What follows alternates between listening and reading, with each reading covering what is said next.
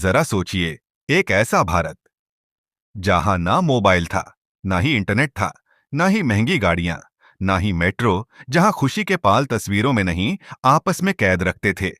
बदन पर भले ही फटे कपड़े हों, परंतु सस्ते विदेशी कपड़े खरीदकर अपनी संस्कृति को झुकने नहीं देते थे। जेब भले ही खाली हो, परंतु अपने आत्मसम्मान के लिए भूखे पेट रहने से नहीं कतराते थे। वहां पर हर जगह मिट्टी की खुशबू और आपस में प्रेम का भाव और सभी के चेहरे पर मुस्कुराहट। यह था 100 साल पहले का जीवन, उसे टाइम। भगत सिंह, राजगुरु, सुभाष चंद्र बोस, पंडित जवाहरलाल नेहरू और महात्मा गांधी, यह सभी देश को आजादी दिलाने के लिए तत्पर खड़े थे।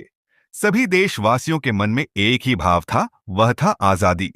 किसानों की फसलों पर अंग्रेजों का भारी लगान, जिसे किसानों की हालत खराब हो रखी थी। हर कदम पर संघर्ष कर रहे छिले हुए पांव, आंखों में स्वतंत्रता संग्राम में अपनों के खोने के आंसू। इतनी चुनौतियों के बाद भी आंखों में स्वतंत्रता की उम्मीद। मगर कैसा था आज से 100 साल पुराना भारत? आज से 100 साल पहले भारत की आबादी करीबन 30 करोड़ थी। इतने बड़े देश के बाद भी आम लोगों के पास बुनियादी सुविधाएं नहीं थीं। जहां ज्यादातर लोग मिट्टी के घरों में रहते थे और छतें टपकती थीं। बिजली शहरों की एक चीज मानी जाती थी, जहां आम लोगों को तो नहीं, परंतु शाही घरानों और ब्रिटिश के दफ्तरों में होती थी। जो गरीब लोग थे वह रात को लालटेन से उजाला करते थे और दादी रात को अपने बच्चों को किस्से सुनाती थीं। भारत की 70% आबादी किसान थी और इन किसानों पर अंग्रेजों का भारी कर। किसान बहुत मेहनत से खेती करते थे, फिर भी अंग्रेज कर के रूप में अनाज को ले जाते थे और किसानों को भूखा रहना पड़ता था। गांव में ना ही कोई सिंचाई के साधन थे, फिर भी किसान जमीन से जुड़ा हुआ पुराना रिश्ता निभा रहे थे। शहरों की बात करें तो कोलकाता, मद्रास, मुंबई, यह अंग्रेजों के केंद्र बनते जा रहे थे। अंग्रेज अफसर घुड़सवार में बैठकर घूम करते थे। काम धंधे भी अंग्रेजों के हिसाब से ही चलते थे।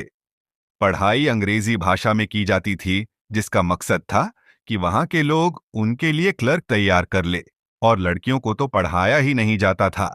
औरतों की जिंदगी 4 दीवारी तक की सीमित थी। पर्दा प्रथा, बाल विवाह। खान पान की बात कर तो उसे टाइम पिज्जा बर्गर का तो नाम ही नहीं सुना था। खाने में चूल्हे का बना हुआ देसी खाना होता था, जो लोग बड़े चाव से खाते थे। रेडियो मनोरंजन का साधन होता था, जो हर घर में नहीं होता था। उसे टाइम रिश्ते नेटवर्क से नहीं, स्नेह और प्रेम से चलते थे। जब टाइम था, 1919 का जनरल डायल ने निहत्थे लोगों पर गोलियां चला दी, जिसमें 1500 से अधिक लोग मारे गए, जिसमें बच्चे, बूढ़े और जवान सभी थे।